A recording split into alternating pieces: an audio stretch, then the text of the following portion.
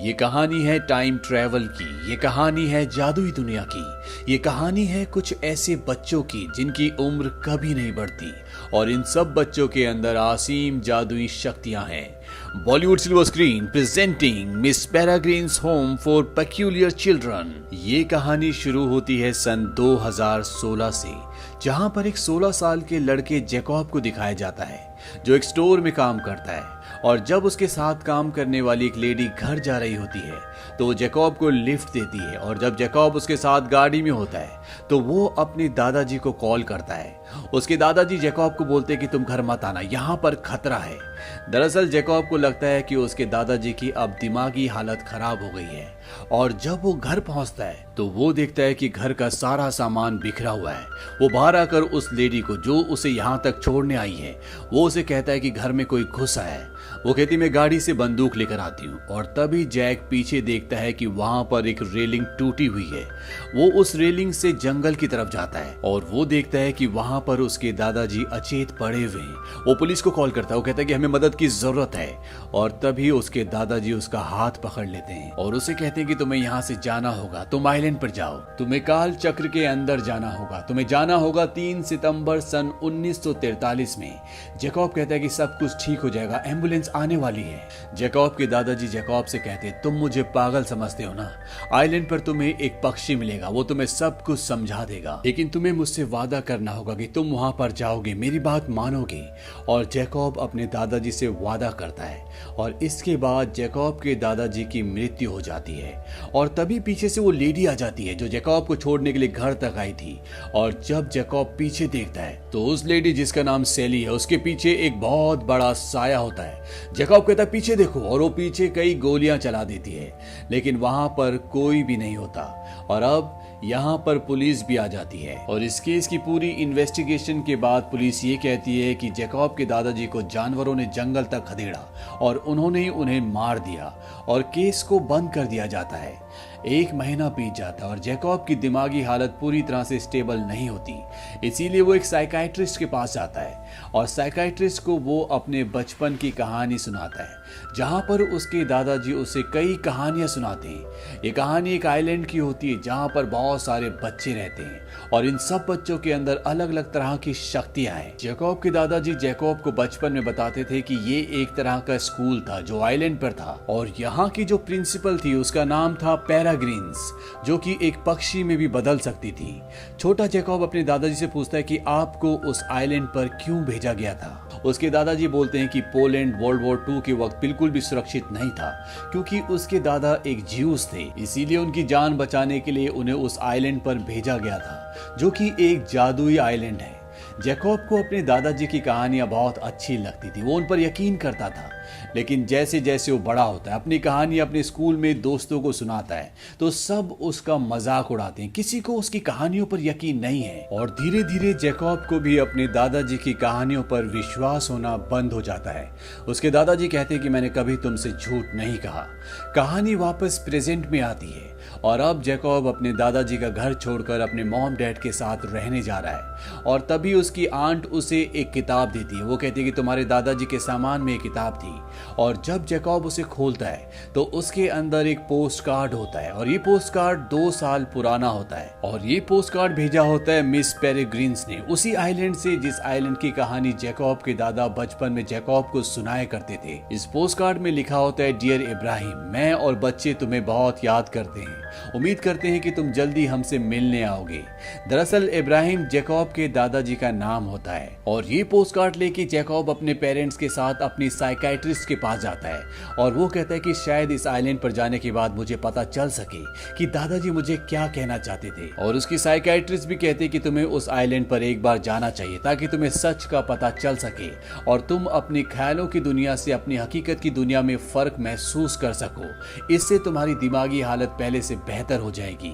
और जैकब के डैड उसे उस आइलैंड पर ले जाने के लिए तैयार हो जाते हैं, क्योंकि वो पक्षियों के ऊपर कोई किताब भी लिख रहे होते हैं और ऐसे ट्रिप में उन्हें अपने किताब के लिए बहुत सारा डेटा, बहुत सारा मटेरियल मिल सकता है।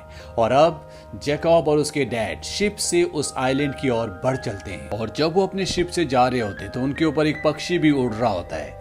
जैकब के डैड उसे बोलते कि वो देखो, पेरेग्रिन फैल्कॉन। जैकब कहता है बिल्कुल दादाजी की कहानियों की तरह, जैसे दादाजी ने अपनी कहानियों में बताया था कि पेरेग्रिन नाम की उनकी जो प्रिंसिपल थी वो एक फैल्कॉन यानी कि एक बाज बन सकती थी। लेकिन जैकब यहाँ पर मजाक कर रहा होता है। अब वो उस आइलैंड पर पहुंच जाते हैं और जैकब उस बाल ग्रह में पहुंच जाता है जिसके बारे में उसके दादाजी ने उसे बचपन से कहानियां सुनाई होती है। और वो देखता है कि वो पूरी तरह से खंडर है। दरअसल जर्मनी ने इसे पूरी तरह से तबाह कर दिया होता है। जैकब निराश होकर वापस आ जाता है, लेकिन अगले दिन वहां वो दोबारा जाता है और जब वो उस खंडर के अंदर, उस बाल ग्रह के अंदर जाता है तो उसे ऐसा लगता है कि उसके आसपास और कोई भी है। और तभी उसे अपने सामने एक साया दिखता है जो उसे एब कहती है।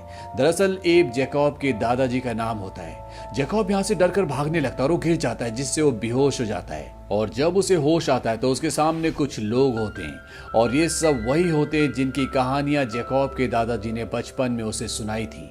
वो इन सब को देखकर हैरान होता है। वो कहता है तुम सब मर चुके हो ना? वो कहते कि नहीं, हम सब जिंदा हैं। दरअसल इन सब के अंदर सुपर नेचुरल पावर्स होती हैं। एक लड़का होता है जो पूरी तरह से गायब है, उसे तभी देखा जा सकता है जब उसने कपड़े पहने हो। एक लड़की इतनी हल्की होती है कि वो हवा में उड़ सकती है, इसीलिए वो लोहे के भारी भारी जूते पहनती है। और साथ ही साथ ये लड़की अपनी सांसों से हवा को कंट्रोल भी कर सकती है। यहाँ पर दो बच्चे ऐसे भी होते हैं जो हमेशा नकाब पहन कर रखते हैं, क्योंकि ये इतने खतरनाक होते हैं कि अगर कोई इनकी आंखों में देख ले तो वो पत्थर का बन जाए। और एक सुनहरे बालों वाली लड़की जो किसी भी चीज को छूती है तो उस पर आग लग जाती है, इसीलिए वो हमेशा ग्लव्स पहन कर रखती है। एक बच्ची ऐसी होती है जिसके अंदर बहुत ताकत होती है, उसके अंदर 10 लोगों की ताकत है।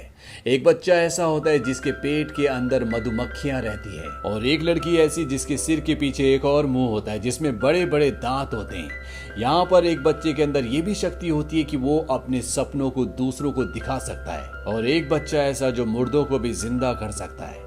एक बच्ची ऐसी होती है जो किसी भी सब्जी को, फल, पेड़ को अपनी शक्ति से बड़ा कर सकती है। तो यहाँ पर जो भी बच्चे होते हैं इन सब के अंदर इसी तरह की अलग अलग शक्तियां होती है। और एब यानी कि जैकब के दादा को ये बात इसलिए पता होती है क्योंकि कभी वो भी इन्हीं बच्चों में से एक थे, यानी कि वो भी यहीं रहा करते थे, लेकिन किसी वजह से उन्हें यहाँ से जाना पड़ा। अब यहाँ पर जैकब उस लड़की से जिससे डर कर वो भागा था उससे पूछता है कि तुमने मुझे एब क्यों कहा? वो कहती है क्योंकि तुम बिल्कुल एब की तरह दिखते हो, जल्दी हमारे साथ चलो, कोई हमें देख ना ले, हमें काल चक्र में जाना होगा। मिस पेरेग्रिन्स ने हमें यहाँ तुम्हें लेने के लिए भेजा है क्योंकि उन्होंने तुम्हें पानी के शिप पर देख लिया था। दरअसल जैकब के पानी के शिप के ऊपर जो पक्षी था वो और कोई नहीं बल्कि मिस पेरेग्रिन्स थी। और अब ये सारे बच्चे जैकब को गुफा के अंदर ले जाते हैं। जैकब को कुछ भी समझ नहीं आता और वो गुफा से भाग जाता है और वो वापस उसी गेस्ट हाउस में जाता है जहाँ पर वो अपने डैड के साथ रुका हुआ है। और जब वो ऊपर जा रहा होता है तो यहाँ का मैनेजर बोलता है कि तुम कहाँ जा रहे हो? वो कहता है कि मैं अपने कमरे में। यहाँ का जो मैनेजर होता है जो अब बदल गया होता है क्योंकि जिस मैनेजर को जैकब जानता था वो कोई और था। वो कहता है ये तुम्हें क्या कोई गेस्ट हाउस दिखता है? और वो जैकब के पास आते हैं। वो कहते हैं हमें तो ये कोई जासूस लगता है। जैकब कहता है कि मैं एक टूरिस्ट हूँ और वो उसे पकड़ लेते हैं। वो कहते हैं जब इसे 2 फटके लगेंगे अपने आप ही सब कुछ सच बोल देगा। और तभी यहाँ पर हवा में गिलास, प्लेट्स अपने आप ही इधर उधर गिरना शुरू हो जाती है। ऐसा लगता है कोई उन्हें फेंक रहा है लेकिन कोई भी दिख नहीं रहा होता। और यहाँ पर सुनहरे बालों वाली लड़की आती है। वो जैकब को बोलती है चलो मेरे साथ, और वो उसे अपने साथ बाहर ले जाती है। और जाने से पहले वो दरवाजे पर हाथ लगाती है जिससे दरवाजे में आग लग जाती है। और इससे पहले कि लोग इन्हें पकड़ते हैं घोड़ा गाड़ी में यहाँ से निकल जाते हैं जहाँ पर सुनहरे बालों वाली लड़की और वो लड़की जो हवा से भी हल्की है वो दोनों होती हैं। जैकब उन्हें कहता है कि तुम सब असली हो, यानी कि वो कहानियां सच थी और मेरे अंदर भी शक्तियां हैं, इसीलिए वहां बार में चीजें अपने आप ही इधर उधर उड़ रही थी। तभी एक आवाज आती है। वो आवाज कहती है कि वो मैं था। दरअसल यहाँ पर वो लड़का भी होता है जो बिना कपड़ों के किसी को भी दिख नहीं सकता और इसके बाद वो अपने कपड़े पहन लेता है। जैकब को यहाँ पता चलता है कि वो सन 2016 में नहीं है बल्कि आज तारीख है 3 सितंबर सन 1943, यानी कि वो टाइम ट्रेवल के थ्रू पास्ट में आ चुका है। इसीलिए जिस गेस्ट हाउस में रुका था वो गेस्ट हाउस नहीं है बल्कि वो एक बार है। अब जैकब को मिस पेरेग्रीन्स के पास ले जाया जाता है, जो सब बच्चों की गार्डियन है, जो सब बच्चों का ध्यान रखती है, और वो जैकब को सब बच्चों से मिलवाती है। और यहाँ पर जो लड़की होती एमा, जो हवा से भी हल्की है, वो कभी जैकब के दादा इब्राहिम यानी कि एब से प्यार किया करती थी, लेकिन इसके बाद किसी वजह से वो यहाँ से चले गए और धीरे धीरे उन्होंने एमा के खतों का जवाब देना भी बंद कर दिया, क्योंकि उनकी शादी हो चुकी थी और एमा का इससे दिल टूट चुका था। पर एमा का नेचर बहुत अच्छा होता है, इसीलिए जैकब से बहुत अच्छे से बात करती है। यहाँ पर एक लड़का होता है जो मुर्दों को जिंदा कर सकता है, जिसका नाम एनोच है। वो जैकब को बिल्कुल भी पसंद नहीं करता और इसकी वजह ये होती है कि उसके दादाजी इस जगह को छोड़कर चले गए थे, इसीलिए वो नहीं चाहता कि जैकब यहाँ पर रहे। ये सब एक साथ मिलकर डिनर करते हैं और डिनर के बाद जब जैकब यहाँ से अपनी दुनिया में वापस जा रहा होता है, तभी एक बच्चा बोलता है, क्यों ना तुम भी उस चीज को देख कर जाओ कि कैसे हम एक दिन को दोबारा से शुरू करते हैं। ये सब के सब एक जगह जाकर खड़े हो जाते हैं और अपने चेहरे पर एक मास्क पहन लेते हैं और तभी आसमान में दिखाया जाता है कि बहुत सारे प्लेन्स एक जगह से दूसरी जगह जा रहे होते हैं। और तभी एक प्लेन इनकी जगह पर, जहां पर ये सब रहते हैं, वहां पर एक बॉम्ब गिराता है, क्योंकि ये वर्ल्ड वॉर 2 है और ये होना बहुत आम बात है। लेकिन इससे पहले कि वो बॉम्ब इनके घर के ऊपर गिरता, पेरेग्रीन्स के पास जो घड़ी होती है वो उस घड़ी से समय को रोक लेती है और समय को रिवर्स करती है, जिससे एक बार फिर से दिन शुरू हो जाता है। दरअसल इन्होंने यहाँ पर एक टाइम लूप बनाया है और ये टाइम लूप होता है 3 सितंबर सन 1943 का, यानी कि ये दिन ये बार बार जीते हैं। इसी वजह से इनकी उम्र कभी भी नहीं बढ़ती। लेकिन इस वक्त के साथ एक असली दुनिया का वक्त भी है जहाँ से जैकब आया है, यानी कि यहाँ पर 2 पैरेलल लाइंस एक साथ चलती है। एक वो लाइन जिससे जैकब आया और एक ये लाइन जिसमें ये एक ही दिन को बार बार जी सकते हैं। और ये टाइम लाइन 3 सितंबर सन 1943 से आज तक चली आ रही है। इसीलिए इस टाइम लाइन के अंदर जो भी है वो उसी उम्र में है जिस उम्र में वो सन 1943 में थे। और मिस पेरेग्रीन्स एक इम्ब्रिन है और इम्ब्रिन्स के अंदर ये शक्ति होती है कि वो पक्षी का रूप धारण कर सकते हैं और साथ ही साथ वो एक ही दिन को दोबारा शुरू कर सकते हैं। और उन्हीं की वजह से ये सारे बच्चे एक ही दिन को सन 1943 से आज तक बार बार जी रहे होते हैं। अब जैकब वापस अपने टाइम में आ जाता है, यानी कि सन 2016 में अपनी दुनिया में आ जाता है और अपनी दुनिया में आने के लिए उसे गुफा से होकर आना होगा। और इसी तरह से अगर वो 1943 में जाना चाहता है तो उसी गुफा से उसे गुजरना होगा, यानी कि ये एक तरह का रास्ता है। अपनी दुनिया में आने के बाद जैकब एक लेटर को पढ़ता है, जो लेटर वो पेरेग्रीन्स के वहां से चुपके से ले आया होता है, क्योंकि ये लेटर पेरेग्रीन्स को उसके दादा ने लिखा था। और वो इस लेटर को पढ़ना शुरू करता है और उस लेटर में लिखा रहता है कि मुझे पता चला है कि मिस्टर बैरोन के कुछ लोग इंग्लैंड में देखे गए हैं, जहां पर मिस एवोसेट का टाइम लूप है। यानी कि जिस तरह से टाइम लूप यहाँ पर है, इसी तरह से एक और टाइम लूप इंग्लैंड में है। और जैकब के दादा ने ये लिखा होता है कि आप उन्हें आगाह कर दें और उन्हें ये भी कहें कि एक नया काल चक्र बना लें जो कि सुरक्षित हो, यानी कि एक नया टाइम लूप बना लें। और अगले दिन जैकब इस लेटर को लेकर वापस उसी टाइम लूप में जाता है, यानी कि सन 1943 में। और वो मिस पेरेग्रीन्स को बताता है कि अगर मेरे दादाजी का खतरनाक लोगों से कोई वास्ता था तो मुझे ये बात पुलिस को बतानी पड़ेगी, क्योंकि उनकी हत्या हुई है। ये बात पेरेग्रीन्स को नहीं पता होती, लेकिन फिलहाल मिस पेरेग्रीन्स उसे कुछ भी नहीं बताती। और इसके बाद वो एमा के पास जाता और एमा उसे एक जगह ले जाती है जहां पर मिस पेरेग्रीन्स एक बहुत बड़े जानवर को, यानी कि मॉन्स्टर को मारने के लिए तैयार होती है, क्योंकि ये दिन बार बार शुरू होता है और उन्हें पता होता है कि वो इस वक्त इस जगह पर आएगा और वो उस मॉन्स्टर को मार गिराती है। और ये सब कुछ जैकब देख रहा होता है और एमा उसे कहती है, तुम उस मॉन्स्टर को देख सकते हो ना? जैकब कहता है कि हाँ। एमा उसे बताती है कि तुम्हारे अलावा उसे कोई भी नहीं देख सकता और यही शक्ति तुम्हारे दादाजी के अंदर भी थी। जैकब कहता है कि मेरे अंदर कोई शक्ति नहीं, मैं तो एक आम इंसान हूँ।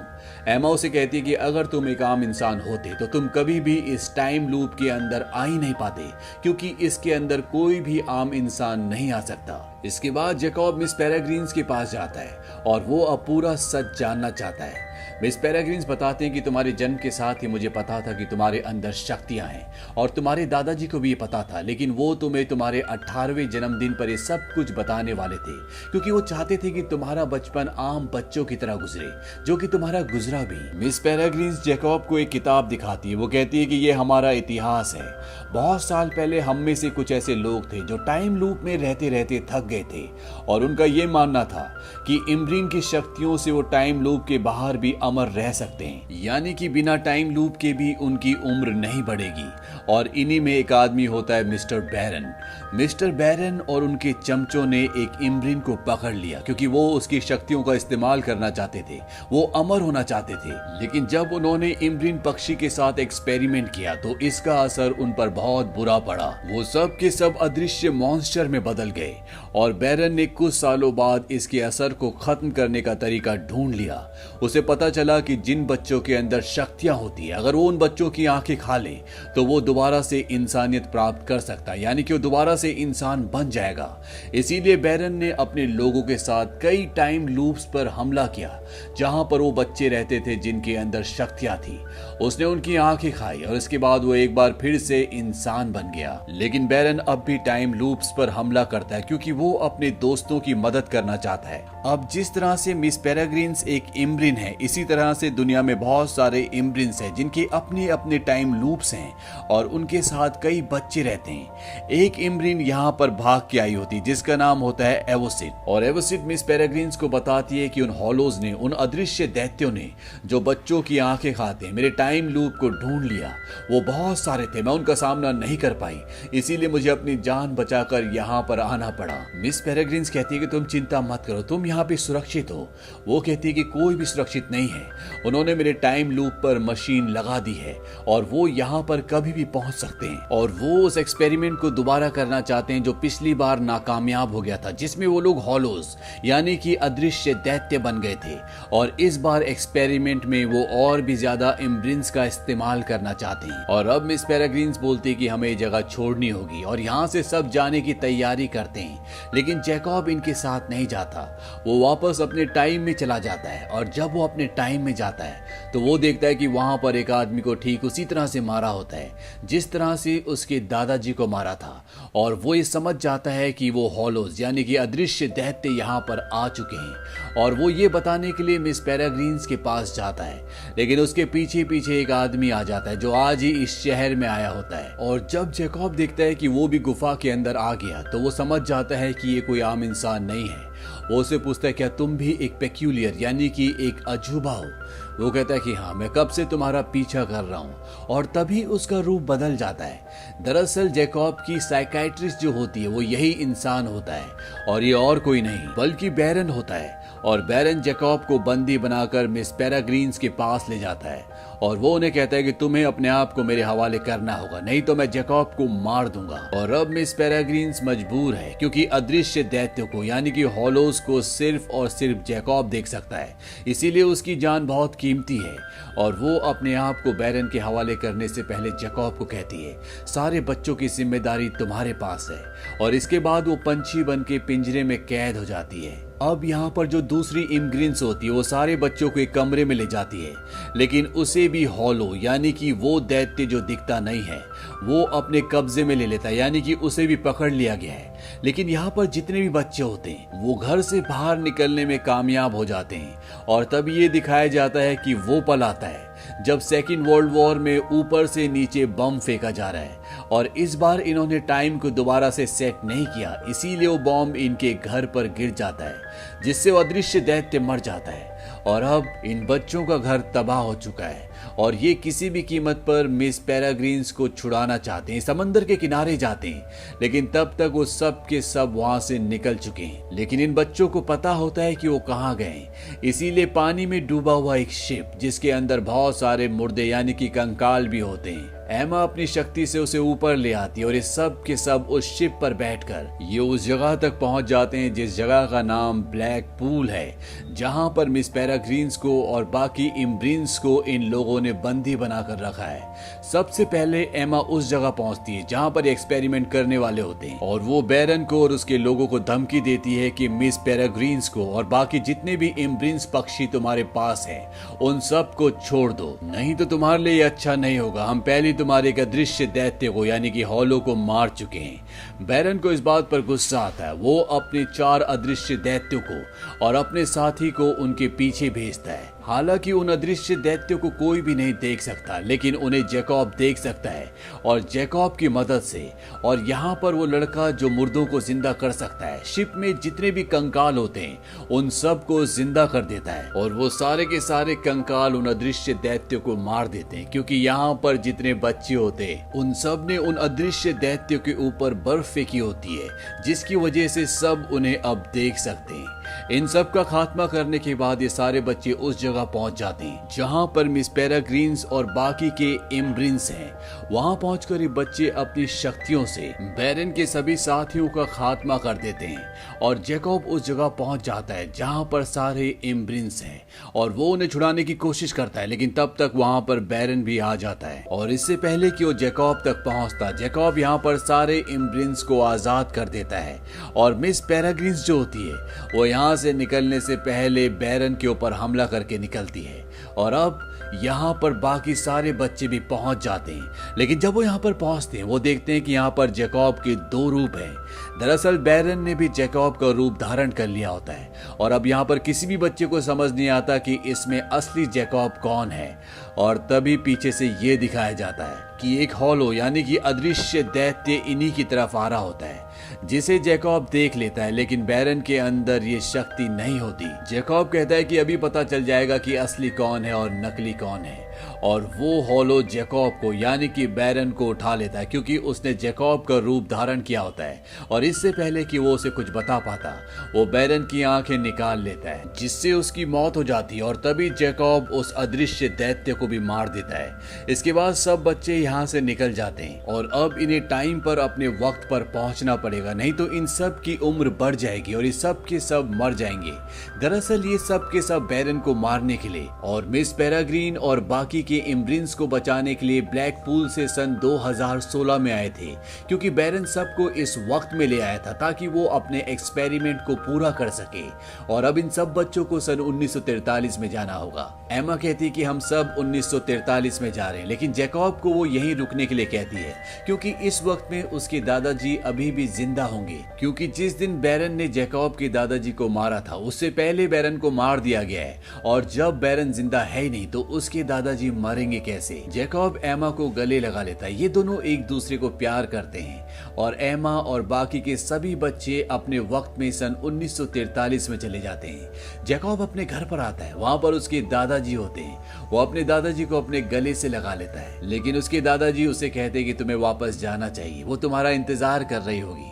वो उसे बहुत सारे पैसे देते हैं और जैकब को अब पता है कि कौन सा लूप किस वक्त में खुलता है, क्योंकि उसके दादाजी का जो नक्शा होता है उसमें पूरे दुनिया में जितने भी लूप्स हैं उन सब लूप्स के बारे में लिखा होता है और जैकब कई लूप्स ट्रेवल करके सन 1942 में पहुंच जाता है, जहां पर उसे नेवी में भी भर्ती होना पड़ता है और 1942 से वो उस दिन में पहुंच जाता है जब एमा और बाकी के सभी बच्चे शिप से वापस जा रहे थे और जैकब भागता हुआ एमा के पास पहुंच जाता है। ये दोनों एक दूसरे को गले लगाते हैं और अब ये दोनों हमेशा एक साथ रहते हैं। जैकब डायरेक्ट 1943 के लूप में नहीं जा सकता था, यानी कि उस वक्त में नहीं जा सकता था, क्योंकि वो लूप अब खत्म हो गया है। उस लूप को कभी शुरू किया ही नहीं गया, इसीलिए उसे अलग अलग लूप के थ्रू सन 1942 में पहुंचना पड़ता है और वहां पर 1 साल इंतजार करने के बाद वो यहाँ 1943 में एमा से मिलने के लिए आता है, क्योंकि उसे पता था कि आज ही के दिन 1943 को एमा शिप से ट्रेवल करेगी, क्योंकि ये वही शिप होता है जिससे वो 2016 से 1943 में गई होती है। ये कहानी एक नॉवेल पर आधारित है और इस नॉवेल का नाम भी था Miss Peregrine's Home for Peculiar Children. ये फिल्म रिलीज हुई थी सन 2016 में। इस फिल्म का बजट था $110 मिलियन और बॉक्स ऑफिस पर इसने कमाई की थी $197 मिलियन की। IMDb पर इसकी रेटिंग है 6.7। उम्मीद करते हैं कि ये कहानी आपको पसंद आई होगी।